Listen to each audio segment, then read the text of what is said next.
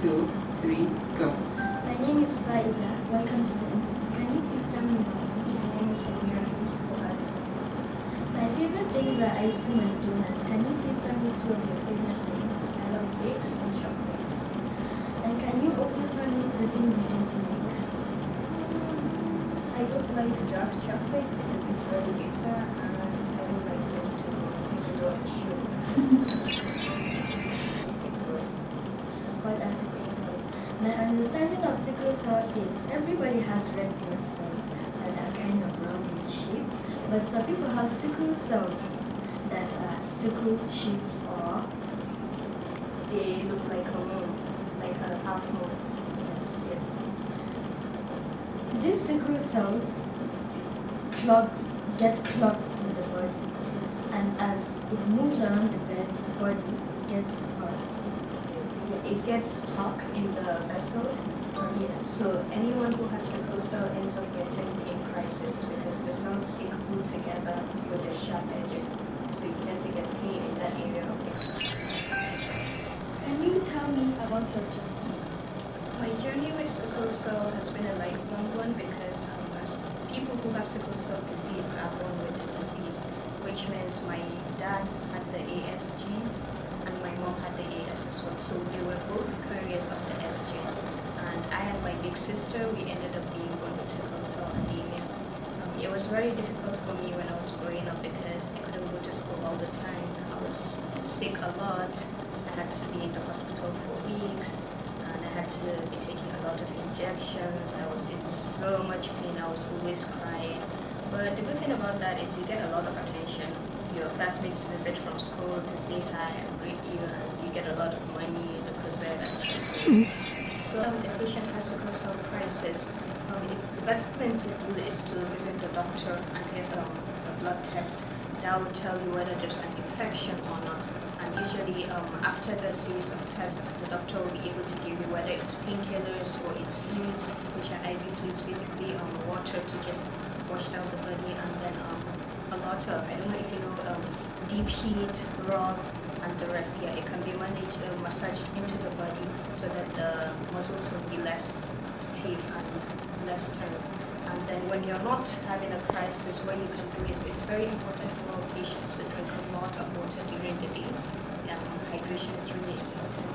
Fruits, vegetables, proteins, and food stuff that will basically make you stronger and grow. And then it's very important to also stay away from malaria, mosquitoes, stress and everything like that. Yeah. So sickle cell disease, yeah, it can be managed, but you need to properly educate yourself first and understand what it is that you're born with and how you can cope with it and live a normal life as fast as possible. How did you feel during the journey? Did you feel sad?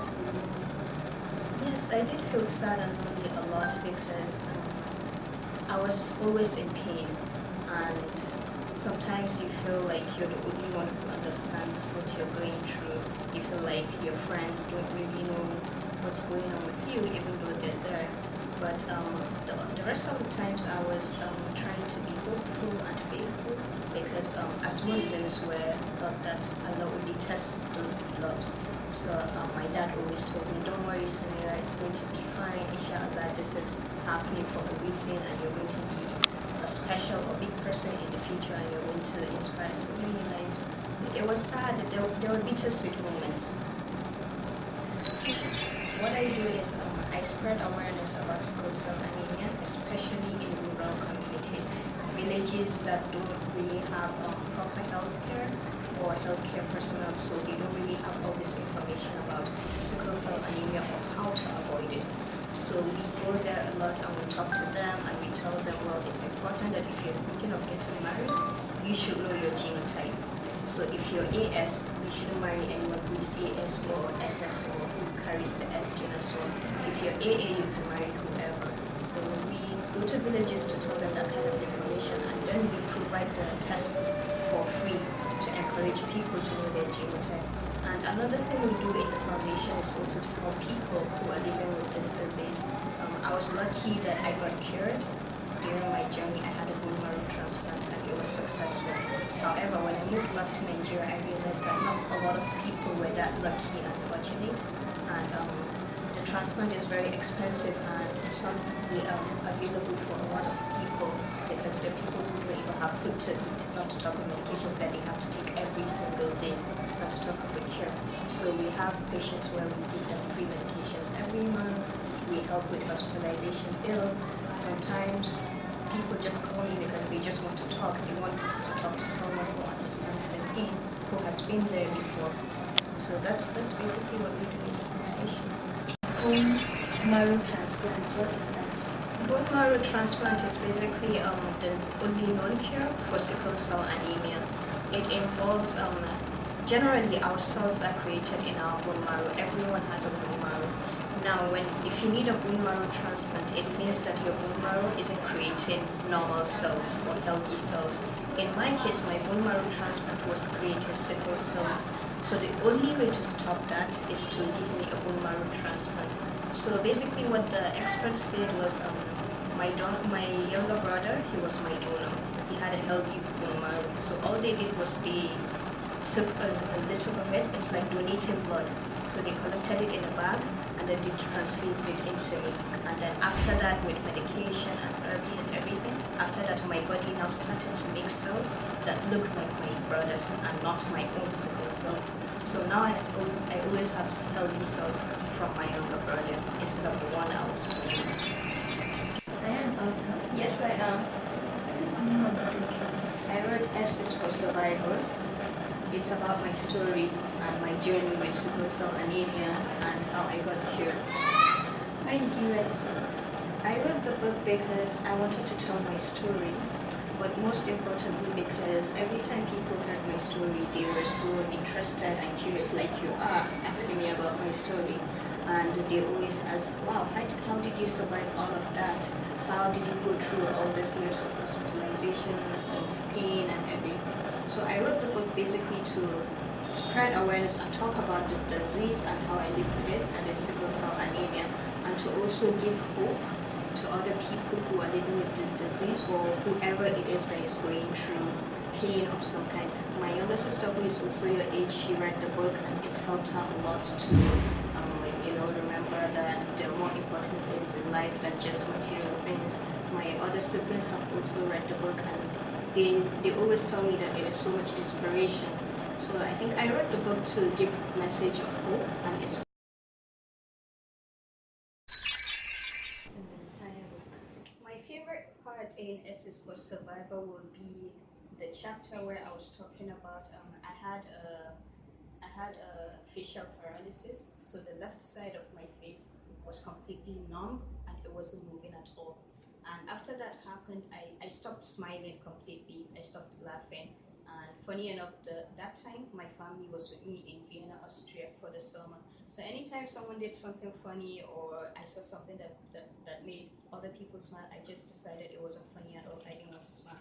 And when I couldn't control my laughter, I'll cover my whole face before smiling. So my favorite part after going through that was learning how to smile again and convincing myself that even though my smile was crooked, it was still beautiful and it is still important to always smile no matter what life brings to you. So that's my favorite. Where can I buy the book?